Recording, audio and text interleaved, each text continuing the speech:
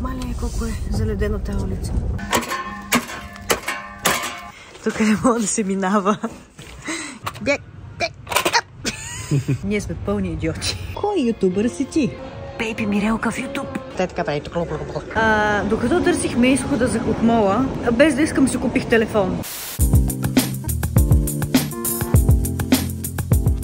Имаме много сериозна авария. Не можем да излезем с колата от гаража. Петко сега даже излезем да наръси с сол, защото пред нас абсолютно всичко е заледено и просто няма как да излезем.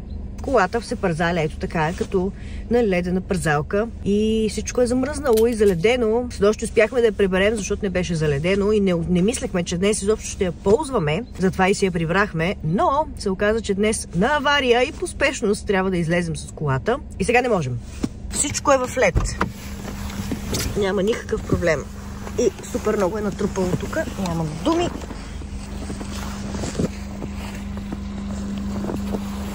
Колата минава ето от тук. Ето тази стълбичка тук нещо не може да я мине. А ето тук цялото това нещо е заледено. И като стигне ето до тук, оп, и се връща. И се пързаля ето така. Сега наръси сол, дано това помогне. Но това е абсурдно.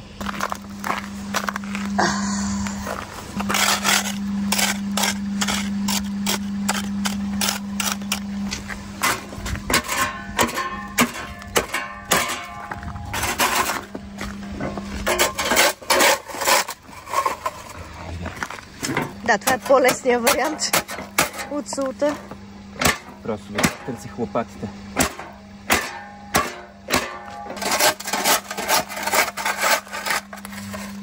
Що трябва да е лесно, като може да е трудно?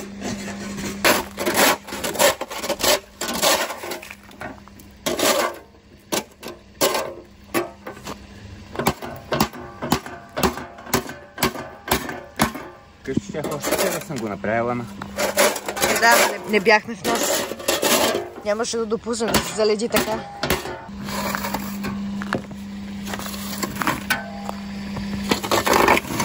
А трябва да отидем спешно до Пловдив, защото чакаме доставка на мебели, както на един адрес, така и на другия адрес. Малко съм напрегната, окей?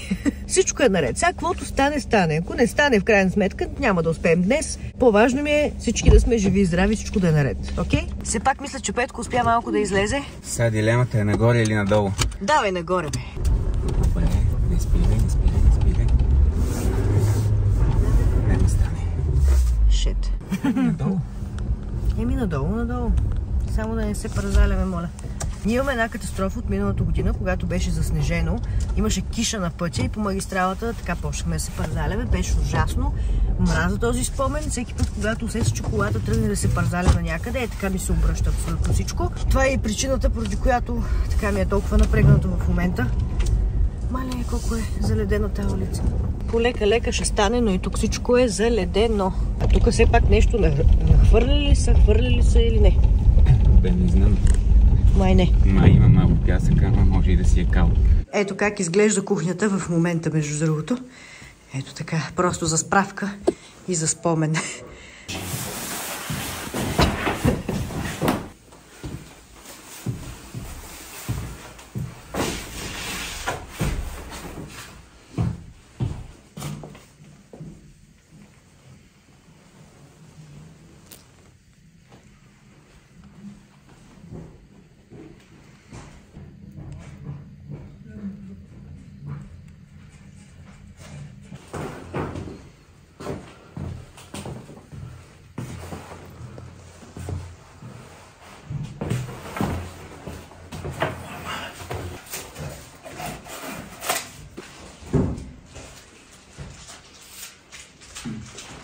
Добре, сега отидахме до другия адрес, където пък ще правим хола.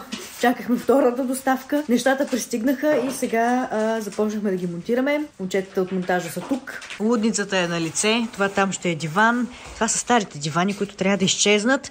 Просто не успяхме да ги махнем. Ще ги махнем по-късно. Столове, маси, разни TV шкафове, работи. Въобще лудницата е пълна. Тук не мога да се минава.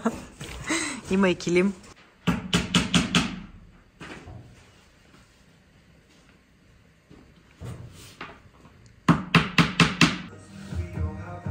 Този диван трябва изцяло да изчезне от тук. Махнахме и масичката пред него. Още не знам кое къде ще махаме. Малко ми е лудница в момента.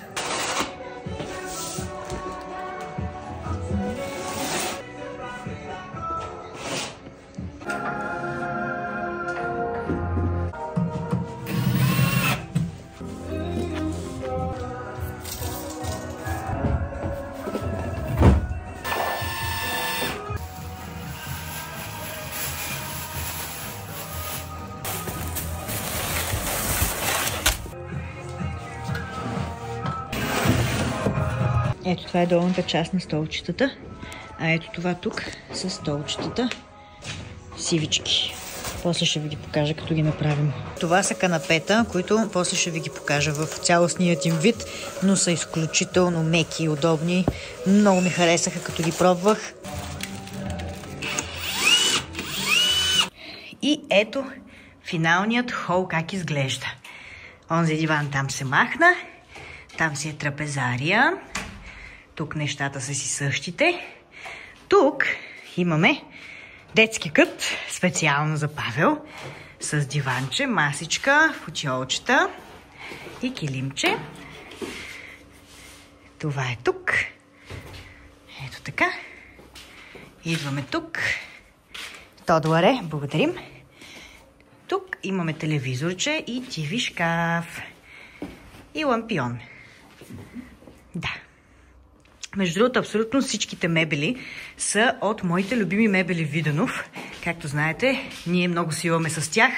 От край време много си ги обичам. Така че абсолютно всичко, ако нещо ви хареса, да знаете, че е от тях като мебели. Стига си ми крадял свеща там.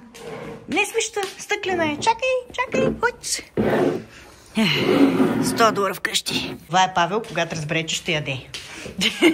Ох, много бързаш!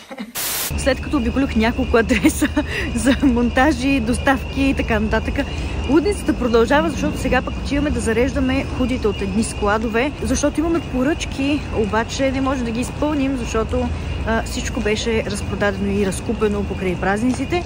Съответно, много време се бавим вече с поръчките и трябва да намерим спешно свичери, които да напечатаме. Добре, имаме худите. А пък вие, ако имате нужда от нови свичери, сега за през зимата, да ви е топличко, да ви е хубаво, можете да си поръчате от нас, така ще подкрепите както нас, така и артистите, с които работим и които творят.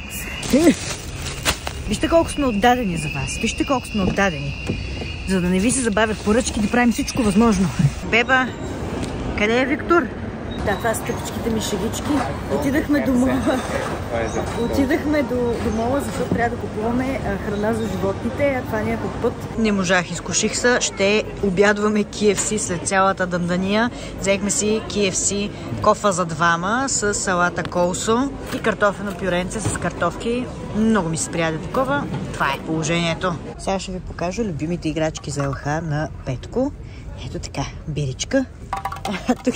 Това са моите. Това са твоите. Това са моите, когато има храна. Мирела е щастлива. Четох, че в Германия е имало традиция, като украсяваш елхата, да скриеш някъде между играчките, да окачиш една кисела краставичка. И се състезава цялото семейство, кой първи ще намери къде е киселата краставичка. Това трябва да го практикуваме вкъщи. Звучи интересно. Да. Ако търсите перфектният подарък, хипопотам с много зъби. Но я. Те се натискат. Сега.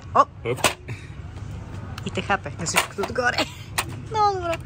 Явно на случайен принцип те хапе. Бег. Ние сме пълни идиоти. Вижте колко яка чаша открих. Чаша куче. Много е сладка.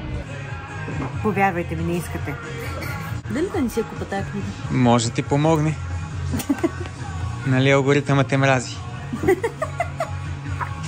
Кой ютубър си ти? Бейби Мирелка в ютуб. Плиз, сакарабай. Това е Мистер Бист. Не, няма да я купувам. Тук сме дошли само за една книга и тя е Как да не бъдеш овца. Така че това търсим. Боже, колко красив тефтер, стил бохо. Много е як. Добре, от книгите сме в зоомагазина, защото трябва да си вземем поръчената храна за животните, защото нямат храна. Между другото, тия пилета имам чувство, че имат по-вкусна храна от нещата, които ние ядем. Какво е това изобщо? Изглежда супер вкусно. Това е тая риба. Виждали ли сте в интернет, дето има едно копче тук, като го натиснеш и рибата е така прави. Много е яко, някой път ще им взема на моите котки. Много сладка.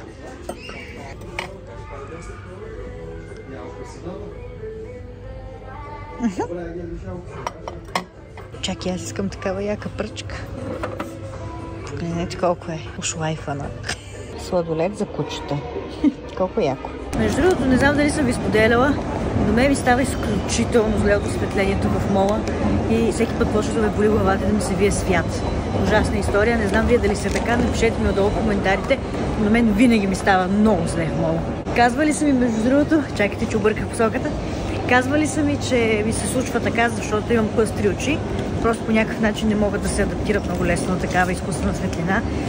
Не знам дали е така. Нямам представа.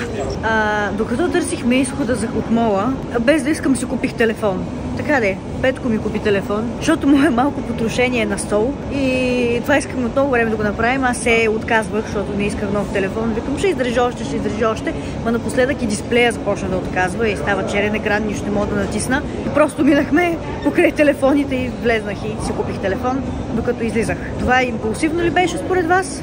Напишете ми отдолу в коментарите. ADHD момент ли беше? Още не знам. Целият ми живот е така импулсивен. Нищо не ми прави впечатление вече.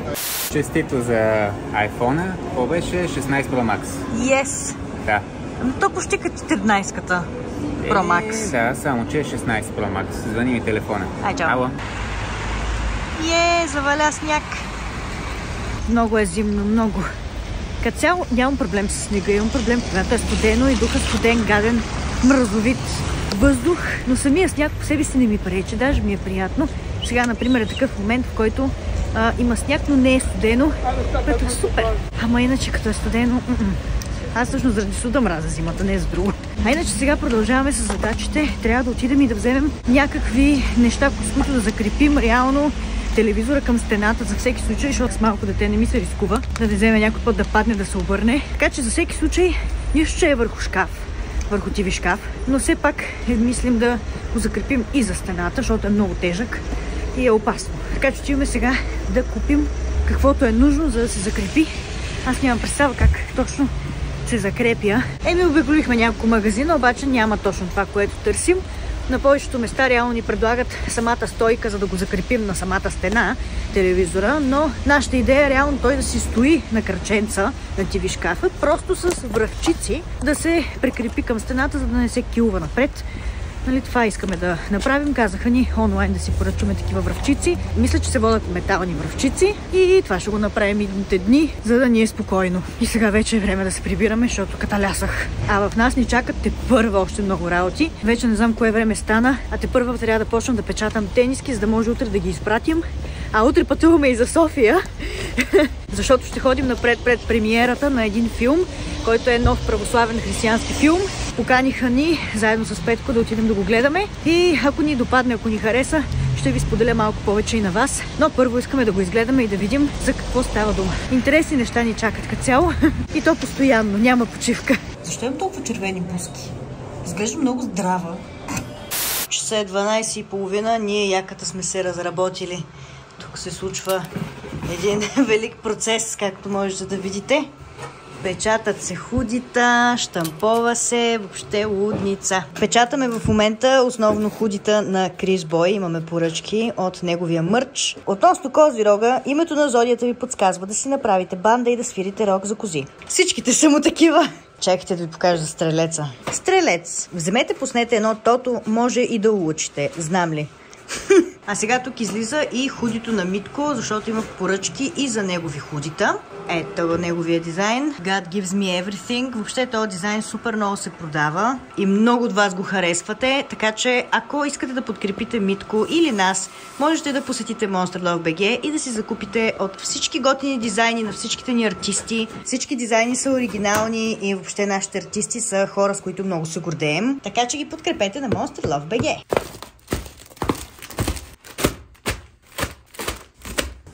Приключихме работа в 2:15 сутринта. Чудесно!